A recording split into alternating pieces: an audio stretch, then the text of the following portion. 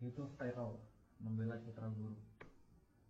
Gambar yang buruk itu adalah salinan bergerak. Kualitasnya jelek, resolusinya di bawah standar. Saat dipercepat, kualitasnya memburuk. Itu adalah bayangan gambar, pratinjau, gambar bini, ide yang keliru, gambar keliling yang didistribusikan secara gratis, diperas melalui koneksi digital yang lambat, dikompresi, direproduksi, dirobek, diremix, serta disalin dan ditempel ke saluran distribusi lain.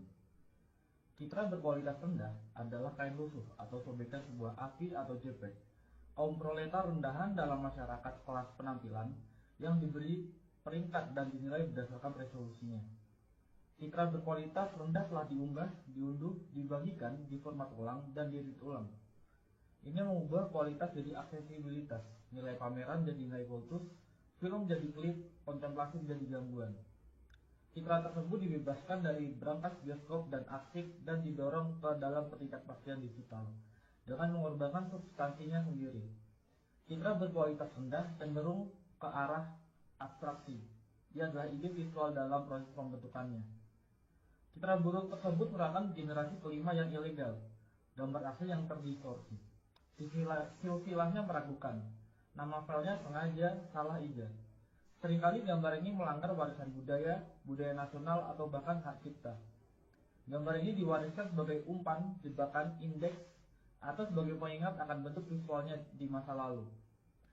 Gambar ini mengejek janji-janji teknologi digital. Tidak hanya seringkali terdegradasi hingga hanya menjadi buram yang terburu-buru. Bahkan orang pun ragu apakah gambar ini masih bisa disebut gambar sama sekali. Hanya teknologi digital yang mampu menghasilkan gambar yang begitu buruk seperti ini. Gambar yang buruk adalah hal yang lazim di zaman sekarang. Gambar-gambar yang terbuang dari layar, puing-puing produksi audiovisual, sampah yang terdampar di pantai ekonomi digital. Mereka menjadi saksi atas dislokasi, transfer, dan permintaan gambar yang penuh kekerasan. Percepatan dan peredarannya dalam siklus ganas kapitalisme audiovisual. Gambar-gambar yang buruk diseret ke seluruh dunia sebagai komoditas atau perwujudannya, sebagai hadiah atau sebagai anugerah. Mereka menyebarkan kesenangan atau ancaman kematian, teori konspirasi atau bajakan, perlawanan atau kebodohan. Gambar-gambar yang buruk menunjukkan hal yang langka, yang jelas, dan yang tak terbayangkan, yaitu jika kita masih mampu menguraikannya. 1. Resolusi rendah. Dalam salah satu film Woody Allen, karakter utamanya tampak buram. Ini bukan masalah teknis, melainkan semacam penyakit yang menyimpannya. Citranya selalu kabur. Karena karakter Allen adalah seorang aktor, ini menjadi masalah besar. Ia tidak dapat menemukan pekerjaan. Kurangnya kejelasan citranya berubah menjadi masalah misteri. Kejernihan diidentifikasi sebagai posisi kelas, posisi yang nyaman dan istimewa. Sementara keburaman menunjukkan nilai seseorang sebagai sebuah citra. Namun, berarti gambar kontemporer tidak hanya didasarkan pada ketajaman, tetapi juga dan terutama pada resolusi. Lihat saja toko elektronik manapun dan sistem ini, yang dijelaskan oleh Harun Faroki dalam sebuah wawancaranya yang penting tahun 2007 menjadi sangat jelas. Dalam masyarakat gambar, peran sebagai toko unggulan. Di toko unggulan, sinema mengambil produk-produk kelas atas dipasarkan dalam lingkungan yang mewah. Turunan yang lebih terjangkau dari gambar yang sama beredar sebagai DVD, di televisi siaran atau daring, sebagai bentuk yang berkualitas buruk. Jelas, gambar beresolusi tinggi terlihat lebih cemerlang dan mengesankan, lebih mimikri dan magis, lebih menakutkan dan menggoda daripada gambar yang buruk. Bisa dibilang, gambar beresolusi tinggi lebih kaya. Kini, bahkan format konsumen pun semakin beradaptasi dengan selera para pecinta film dan penikmat estetika yang bersikeras menggunakan film 35 mm sebagai jaminan visualitas yang murni. Penekanan pada film analog sebagai satu-satunya media yang penting secara visual bergema di seluruh wacana tentang sinema, hampir tanpa mempedulikan nuansa ideologisnya. Tidak pernah menjadi masalah bahwa ekonomi produksi film kelas atas ini dan masih berakar kuat dalam sistem budaya nasional, produksi studio kapitalis, kultus kejeniusan yang sebagian besar laki-laki dan versi asli dan karenanya seringkali konservatif dalam struktur dasarnya. Resolusi diagungkan seolah-olah ketiadaannya sama dengan pengibirian sang pengarang. Pemujaan terhadap ukuran film mendominasi bahkan produksi film independen. Citra yang kaya tersebut menciptakan hierarki tersendiri, dengan teknologi baru yang menawarkan semakin banyak kemungkinan untuk secara kreatif merusak citra tersebut. 2. Kebangkitan sebagai gambaran yang buruk. Namun, bersikeras pada penggunaan gambar yang kaya juga memiliki konsekuensi yang lebih serius. Seorang pembicara dalam konferensi esai film baru-baru ini menolak untuk menampilkan cuplikan dari karya Humphrey Jennings karena tidak tersedia proyektor film yang memadai. Meskipun pembicara memiliki pemutar DVD dan proyektor video standar, para hadirin dibiarkan membayangkan seperti apa tampilan gambar-gambar tersebut. Dalam kasus ini, ketidakjelasan gambar tersebut disebabkan oleh kurang lebih bersifat sukarela dan berdasarkan premis estetika. Tetapi, hal ini menjadi padanan yang jauh lebih umum berdasarkan konsekuensi kebijakan neoliberal. 20 atau bahkan 30 tahun yang lalu, restrukturasi neoliberal, produksi media mulai perlahan-lahan mengaburkan citra non-komersial, hingga pada titik di mana sinema eksperimental dan esai hampir tidak terlihat. Karena jadi sangat mahal, biaya untuk terus memutar karya-karya ini di bioskop sangat mahal, sehingga dianggap terlalu marginal untuk ditayangkan di televisi. Dengan demikian, karya-karya tersebut perlahan menghilang bukan hanya dari bioskop, tetapi juga dari ruang publik. Esai video dan film eksperimental sebagian besar tetap tidak terlihat kecuali beberapa pemutaran langka di museum film metropolitan atau klub film yang diproyeksikan dalam resolusi aslinya sebelum menghilang lagi ke dalam kegelapan arsip. Perkembangan ini tentu saja terkait dengan radikalisasi neoliberal dari konsep budaya sebagai komoditas, komersialisasi sinema, penyebarannya ke bioskop multiplex, dan marginalisasi pembuat film independen. Hal ini juga terkait dengan restrukturasi industri media global dan pembentukan monopoli alat audiovisual di negara atau wilayah tertentu. Dengan cara ini, materi visual yang resisten atau non-konformis menghilang dari permukaan ke dalam ruang bawah tanah berupa arsip dan koleksi alternatif, yang hanya dipertahankan oleh jaringan organisasi dan individu yang berkomitmen, yang akan menghidangkan salinan VHS bajakan di antara mereka sendiri. Sumber untuk ini sangat langka, aset berpindah dari tangan ke tangan, bergantung pada informasi dari mulut ke mulut di dalam lingkaran tertentu. Dari teman dan kolega. Dengan adanya kemungkinan untuk melakukan streaming video online, kondisi ini mulai berubah secara dramatis. Semakin banyak materi langka muncul kembali ke platform yang dapat diakses publik. Beberapa di antaranya dikurasi dengan cermat, contoh Ubu Web, dan beberapa hanya berupa tumpukan barang, yakni YouTube. Saat ini setidaknya ada 20 torrent esai film Prismatter yang tersedia secara online. Jika Anda menginginkan retrospektif, Anda bisa mendapatkannya. Tapi, ekonomi gambar berkualitas rendah lebih dari sekedar unduhan. Anda dapat menyimpan filenya, menontonnya lagi, bahkan mengedit ulang atau memperbaikinya jika Anda merasa perlu, dan hasilnya beredar. File AVI buram dari karya-karya agung yang hampir terlupakan dipertukarkan di platform P2P semi-rahasia. Video ponsel rahasia yang diselundupkan keluar dari museum disiarkan di YouTube. DVD tayangan tontonan para seniman diperdagangkan. Banyak karya sinema avant-garde, esai, dan non-komersial telah dihidupkan kembali sebagai gambar kualitas rendah, suka atau tidak suka. 3. Privatisasi dan pembajakan. Kemunculan kembali cetakan langka karya-karya seniman militan, eksperimental, dan klasik, serta seni video sebagai gambar kualitas rendah memiliki makna tersendiri. Situasi mereka mengungkapkan lebih dari sekedar isi atau tampilan gambar. Hal ini juga mengungkapkan kondisi marginalisasi mereka, konstelasi kekuatan sosial yang menyebabkan peredaran mereka secara daring sebagai citra yang buruk. Gambar-gambar berkualitas buruk disebut berkualitas buruk karena tidak diberi nilai apapun dalam masyarakat kelas gambar. Statusnya sebagai gambar terlarang atau terdegradasi memberikan pengecualian dari kriteria tersebut. Kurangnya resolusi pada gambar-gambar tersebut membuktikan bahwa gambar-gambar itu telah dirampas dan dipindahkan. Jelas, Kondisi ini tidak hanya terkait dengan restrukturasi neoliberal produksi media dan teknologi digital, tetapi juga berkaitan dengan restrukturasi pasca sosialis dan pasca kolonial negara-negara bangsa, budaya mereka, dan arsip mereka. Sementara beberapa negara bangsa dibongkar atau runtuh, budaya dan tradisi baru diciptakan, dan sejarah baru dibangun. Hal ini jelas juga mempengaruhi arsip film dalam banyak kasus. Seluruh warisan cetakan film dibiarkan tanpa kerangka pendukung budaya nasionalnya, seperti yang pernah saya amati dalam kasus Museum Film di Sarajevo.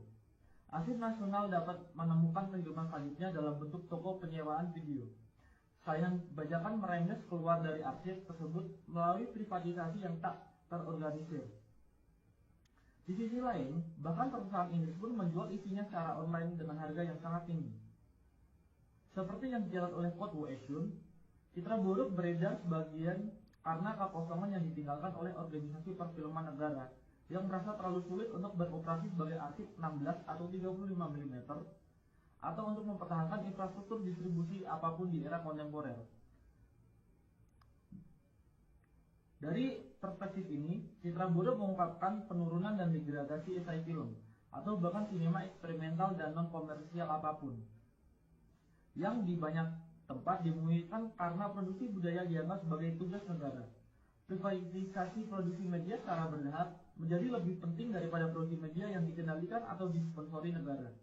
Namun di sisi lain, privatisasi konten intelektual yang merajalela bersama dengan pemasaran online dan komodifikasi juga memungkinkan pembajakan dan pengambil alihan. Hal ini menimbulkan peredaran citra buruk. 4. Sinema yang tidak sempurna.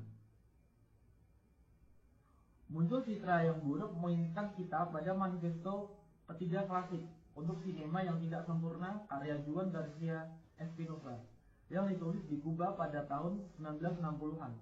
Espinosa berpendapat untuk sinema yang tidak sempurna karena menurutnya sinema yang sempurna secara teknis dan artistik mahir hampir selalu merupakan sinema reaksioner.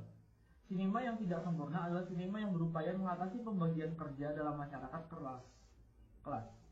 Ia menghubungkan seni dengan kehidupan dan sains, membutuhkan perbedaan antara konsumen dan produsen, penonton dan pengarang.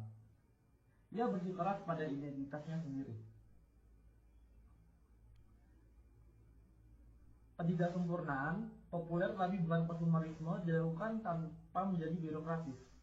Dalam manifestonya, Espinosa juga merefleksikan janji-janji media baru.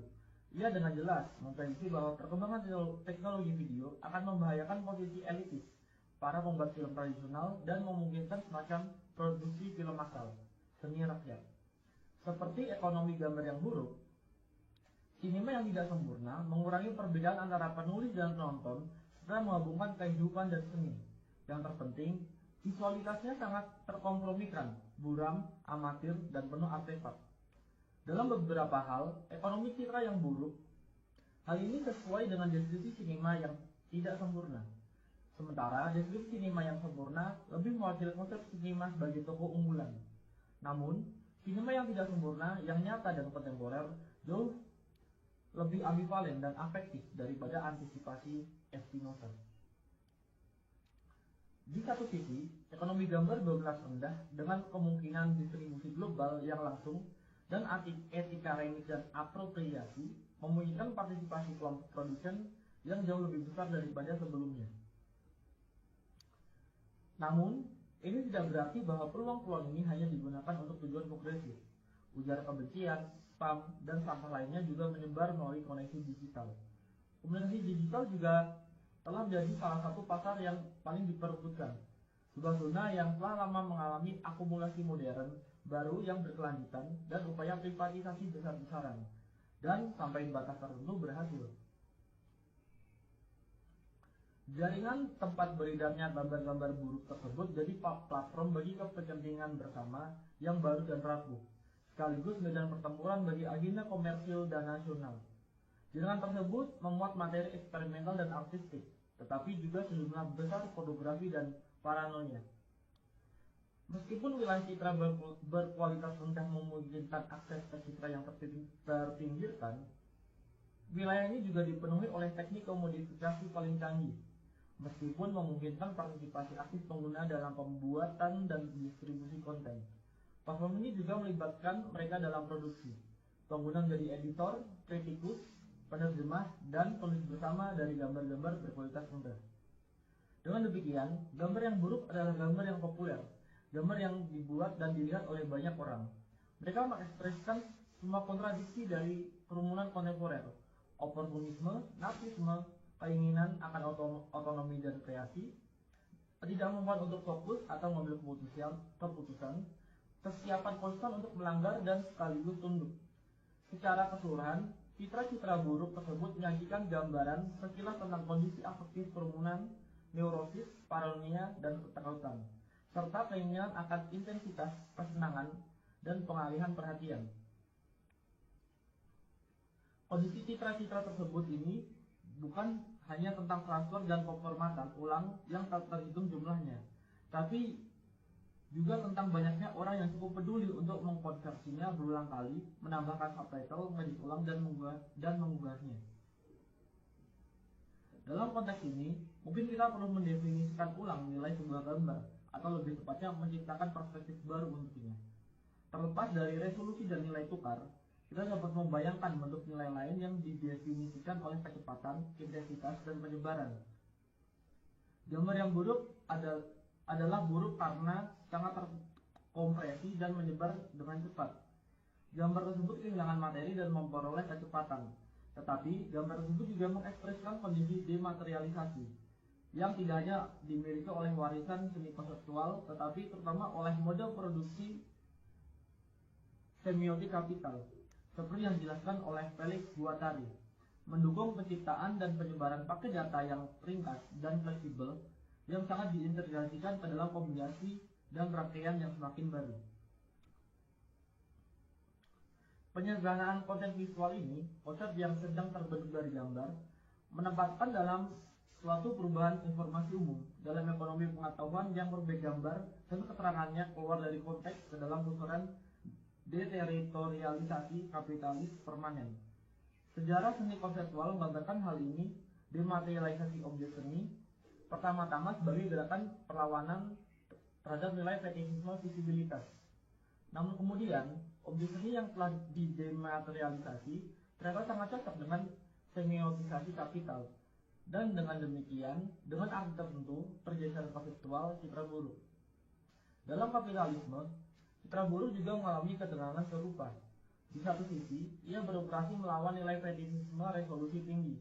Di sisi lain, justru nilai mengapa ia akhirnya terintegrasi sempurna ke dalam kapitalisme informasi yang berkembang pesat, pada rentang perhatian yang terkompresi, pada kesan daripada impresi, pada intensitas daripada kontemplasi, pada pratinjau daripada pemutaran. 5. Kawan, bagaimana ikatan visual Anda hari ini? Namun, secara bersamaan, terjadi pembalikan paradoks. Peredaran gambar-gambar berkualitas rendah menciptakan sebuah sirkuit yang memenuhi ambisi awal sinema militan dan beberapa esai dan eksperimental untuk menciptakan ekonomi gambar alternatif, sebuah sinema yang tidak sempurna yang ada di dalam maupun di luar dan di bawah arus media komersial. Di era berbagi file, bahkan konten yang terpinggirkan pun beredar kembali dan menghubungkan kembali audiens yang tersebar di seluruh dunia. Citra buruk tersebut dengan demikian membangun anonimitas, jaringan global menciptakan sejarah bersama, yang membangun aliansi saat menyebar, memicu menerjemahkan atau salah tafsir, dan menciptakan publik serta debat baru. Dengan kehilangan substansi visualnya, ia mendapatkan kembali sebagai kekuatan politiknya, dan menciptakan aura baru di sekitarnya. Aura ini tidak lagi didasarkan pada kekekalan asli, tetapi pada sifat sementara salinannya. Ia tidak lagi berlabuh ke dalam ruang publik klasik yang dimediasi dan didukung oleh kerangka negara bangsa atau korporasi, tetapi mengambang di permukaan kumpulan data yang sementara dan meragukan. Dengan terlepas dari kasanah perfilman konvensional, karya ini terdorong ke layar-layar baru dan sementara yang dirangkai oleh keinginan para penonton yang tersebar. Oleh karena itu, peredaran gambar-gambar yang buruk menciptakan ikatan visual. Demikian juga Vertov pernah menyebutnya. Ikatan visual ini menurut Vertov dimaksudkan untuk menghubungkan para pekerja di seluruh dunia satu sama lain. Ia membayangkan semacam bahasa adamik visual komunis yang tidak hanya dapat memberi informasi atau menghibur, tapi juga terorganisir para penontonnya. Dalam arti tertentu, mimpinya telah menjadi kenyataan, meskipun sebagian besar di bawah kekuasaan kapitalisme informasi global yang audiensnya terhubung hampir secara fisik melalui kegembiraan bersama keselarasan afektif dan kecemasan. Namun, ada juga peredaran dan produksi gambar berkualitas rendah yang dihasilkan oleh kamera ponsel, komputer rumahan, dan bentuk distribusi yang tidak konvensional. Koleksi optiknya menyusun kolektif sebagai file atau sirkuit distribusi akan rumput, menguatkan hubungan yang tidak menentu dan kebetulan antara para produsen dimanapun yang secara bersamaan membentuk audiens yang tersebar. Peredaran gambar-gambar berkualitas buruk memicu baik jalur perakitan media kapitalis maupun ekonomi audiovisual alternatif. Selain banyak kebingungan dan penyeranan, hal ini juga berpotensi menciptakan gerakan pemikiran dan pengaruh yang mengganggu.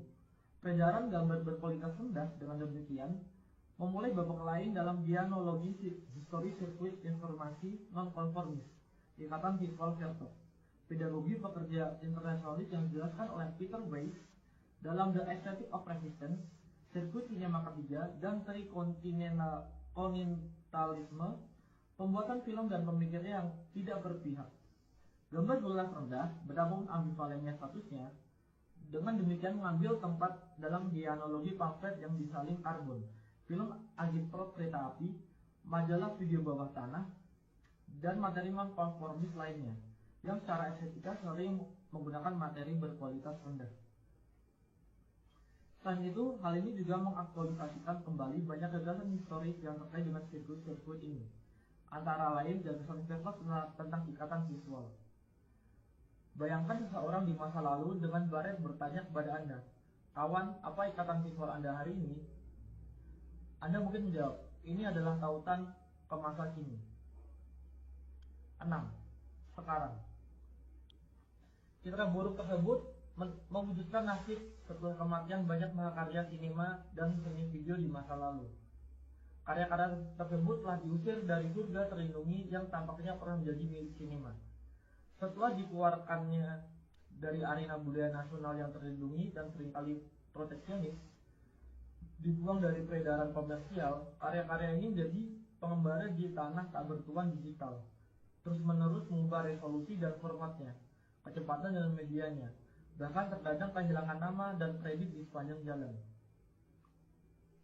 Sekarang banyak dari karya-karya ini kembali sebagai gambar yang buruk, saya akui.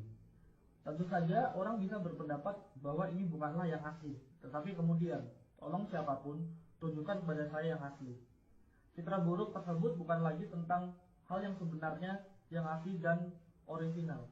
Sebaliknya, ini tentang kondisi eksistensinya yang nyata, tentang sirkulasi kerumunan, penyebaran digital, temporalitas yang terpecah-pecah dan fleksibel. Ini tentang pembangkangan dan mengappropriation, sama seperti tentang konformisme dan eksploitasi. Singkatnya, ini tentang realitas.